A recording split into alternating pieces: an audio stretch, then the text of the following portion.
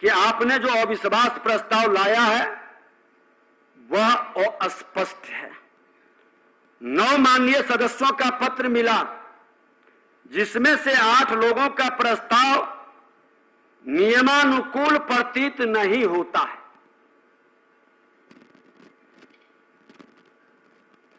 एक माननीय सदस्य श्री ललित यादव जी द्वारा दिया गया, जो अब माननीय मंत्री हैं, जिसमें वह वर्णित है कि आप विश्वास मत खो चुके हैं। ये मुझे सही लगा, लेकिन मुझ पर अन्य आरोप जो कुछ माननीय सदस्यों द्वारा लगाया गया है, मनमानी करने का, कार्यशैली और व्यवहार अलोकतांत्रिक रखने का, तानाशाही प्रवृत्ति का,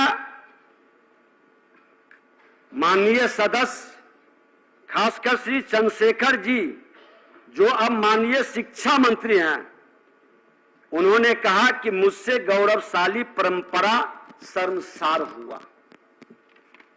माननीय सदस्यगण, 20 माह के बहुत छोटे से कार्यकाल में मैं सदन में 100% प्रश्नों के उत्तर का आना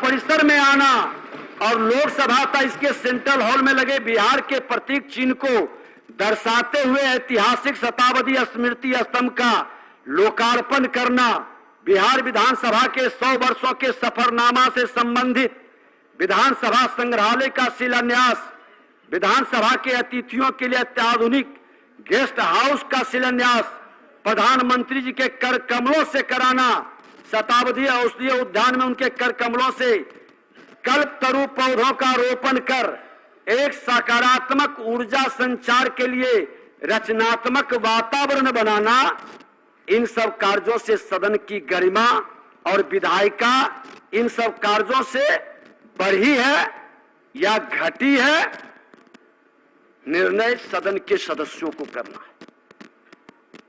मैं इन सब कार्यों की मूल्यांकन की जिम्मेदारी बिहार की जनता पर भी छोड़ता हूं। इस सदन में संविधान के ज्ञान हमारे अभिभावकों से मिलता है। इस ज्ञान संविधान के ज्ञाता व्यवहार की बिहार नहीं पूरे देश ने देखा और इतिहास इसका समालोचक है। इसका भी निर्णय लोकतंत्र में मालिक जनता है, अंतिम निर्णय उसी का होता है। माननीय मुख्यमंत्री जी आसन के प्रति जो आपका सम्मान था, आपके द्वारा जो सहयोग मिला, उसको कहने की जरूरत नहीं, क्योंकि आप ही का नहीं, नेता प्रतिपक्ष के नाते जो आज उप मुख्यमंत्री हैं, सभी सदस्यों का सदन और बिहार की जनता लाइव होता था, देखता था। उत्कृष्ट विधायक और उत्कृष्ट विधानसभा पर जब हमने बहस कराने का प्रस्ताव रखा, मेरे मन के अंदर ये इच्छा थी कि बिहार विधानसभा भवन के शताब्दी वर्ष हम मना रहे हैं, 100 वर्ष के गवाह नहीं भागीदार बन रहे हैं, तो हमारा विधानसभा उत्कृष्ट विधानसभा के रूप में और हमारे विधायक उत्कृष्ट बने।